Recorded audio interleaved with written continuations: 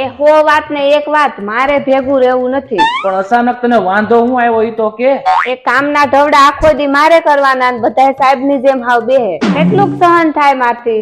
એ સંયુક્ત કુટુંબમાં જે જીવવાની મજા આવે ને એ નોખા થઈને જીવવામાં મજા આવતી નથી. થોડું ઘણું કામનું લોડિંગ પડતું હોય ને એ સહન કરી લેવાય. તું બહાર ગમે ના જોઈ લે, બધા સંયુક્ત કુટુંબમાં રહેતા હોય કેવા મસ્તીના હપીને રહેતા હોય. એ બધા રહેતા હશે એ વાત હાચી, પણ બધે આવો કાળો કોપ ન હોય હાવ. બધાય પોતપોતાની રીતે સમજીને બધાય કામ કરે, પણ અહીંયા એવું કાંઈ નથી. અહીંયા તો હું એક ખાલી નોકરાણી. કે તું બહુ ઘાંઘી થામા. ઘરનું કામ કરે કોઈ નોકરાણું નથી થઈ જવાનું. ઘરનું કામ પોતે ન કરીએ તો કોણ કરવાનું? ઈ કે મને તું. તમે વાત માનશો કે હું માંડી દઉં? બીજી બધી સલાહ દેવાને રેવા દો. સલાહ દેવાનો બધોય સમય વયો ગયો છે. ભાઈ માનશે ની ને શું કરવું હવે? જરા હાર વાત કરવી જ જોઈએ એવું લાગે છે મને.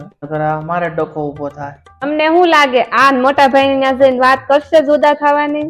આગળ જોવા માટે બીજો ભાગ જોવાનું ભૂલતા નહીં.